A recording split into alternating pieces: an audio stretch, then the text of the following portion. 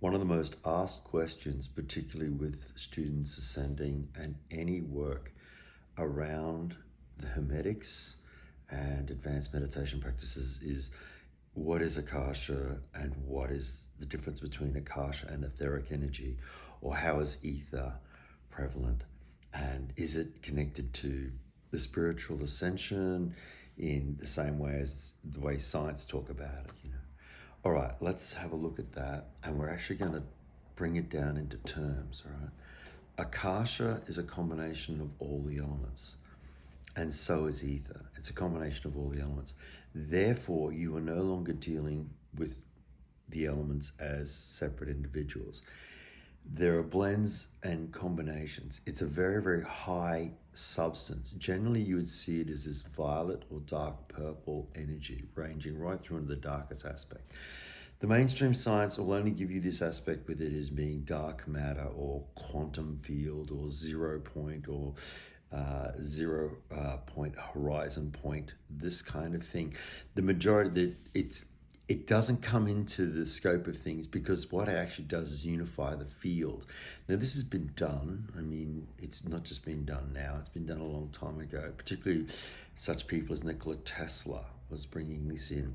However, let's get into the spiritual side of it and the Hermetic side of it, all right? Because the mainstream will never bring science and spirituality together. Keep it separate, and people are weakened, and they don't know how to really put the thing together. If you understand how to get into each of the elements, fine. The ether is the fifth element. Therefore, your little minds are not going to grasp it fully, because you're working with 5 dimensions. Now, most people are flat out working the 3 dimensions in a room, let alone the 4th dimension of time and space and multiple dimensions. When you're building it, just work it simply as a violet substance and blend your energies and bodies together. When you work this, it will show you where to go. It's intelligent like you wouldn't believe. However, there are different densities. If you look at ether, it can be a very, very thick, dense liquid, and also it can be very, very refined, light, akashic, vibratory energy. The thing is, no matter how many times you hear these explanations, you've got to feel it, see it, and know it. And it's not like you're going to get it handed on a plate. If you grasp it, that's good. But it's sitting in front of your face, and you're going to hit the world of paradox when you start working with it. You really are. The 5D is, look, the 5. The way it's spelled is F-I-V-E. However, if you remove the F, you put the PH, and you go PHI, you're in the Phi, the Fibonacci sequence, which is the key to the golden mean. And why we have 5 fingers and 5 toes on each of the...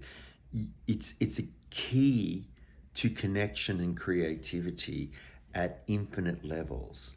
It's so obviously hidden there that people can't grasp the concept. Their minds try and work this thing out. And you're working at a mental level with 5th dimensional substance. And it can be so, so refined, it just cannot be defined. However, as you work with it and build it, you can bring in any other element and any other energy. However, if you work with it too much, you tend to get unreal within this world and this scope of things. It's not just the Hindu tradition, it's in all the most advanced training programs. It's the 5th element, ether, Akasha. It needs to be worked towards, and it's a key to all the aspects of high vibrational energy and metaphysics. You'll understand the paranormal. You'll open up worlds and vistas and open up incredible areas. But look at it as a substance of ultraviolet light, ultraviolet, which is outside our normal spectrum. So as we tune, our clairvoyance starts to bring in those things. And it can go right down into the infrareds, and it can go right out into gamma rays, because it's everything and nothing all at the same time. You'll get there. You'll understand it. You're at the paradox of all life.